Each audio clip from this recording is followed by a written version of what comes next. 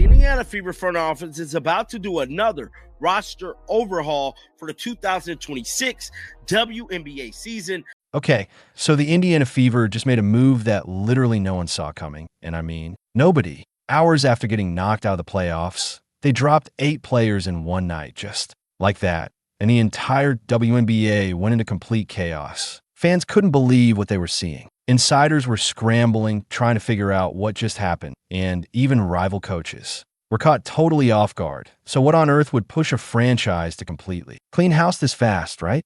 Was this some kind of master plan, like a calculated rebuild they'd been planning for months? Or was it just a panic move, a desperate reaction to another season that ended too early and left everyone disappointed?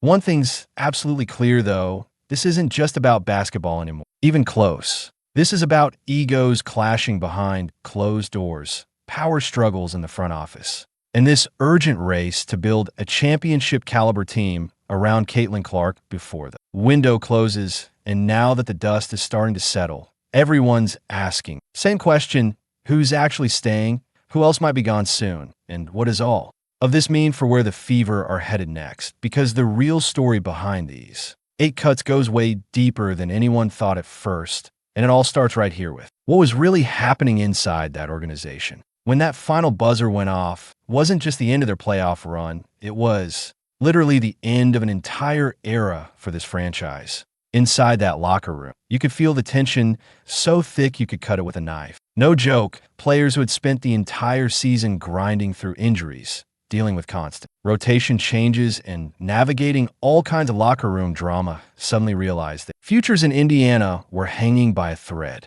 The coaching staff wasn't saying much. The mood was incredibly heavy, and whispers started spreading before anyone even left the building that something big was about to go down. Sources close to the team say the decision to release 8 players wasn't some overnight thing either. This move had been brewing for weeks behind closed doors. Rumors of serious disagreements between the front office and head coach Stephanie White had been floating around for months, especially about playing time decisions and team chemistry issues. The Fever's late season collapse exposed every single weakness they had, from poor rotations to visible frustration between the veterans and the rookies. And by the time the elimination actually came, management had already made up its mind about what had happened. The Fever had invested absolutely everything into Caitlin Clark, the league's biggest star and marketing powerhouse. But as the season dragged on, fans started asking the tough question: why wasn't the team actually built around her strengths? Analysts kept pointing out that the offense had completely drifted away from the fast, free-flowing system that made Clark a college legend, and instead it became this rigid, structured thing full of forced sets, slow ball movement, and lineups that just didn't make sense. Now you heard that right. Clark did her best to adjust. She really tried, but the lack of rhythm was so obvious to anyone watching. By the final game, she looked completely exhausted, carrying way too much of the load while trying to fit into a system that just didn't fit her style at all.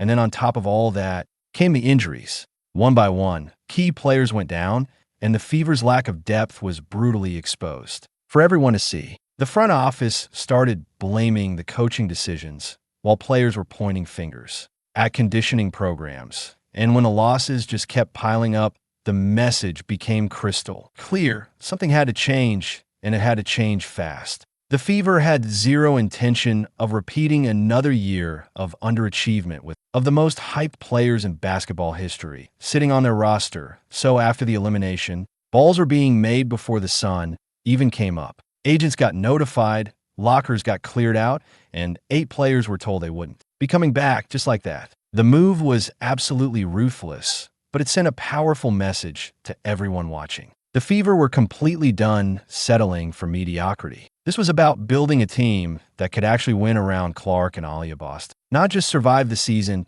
but actually compete for championships. But while fans were celebrating the promise of a fresh start in a real rebuild, others saw a totally different story playing out, one of power plays, mounting pressure, and control struggles at the top. Because this wasn't just a roster shakeup, not an art, it was a sign.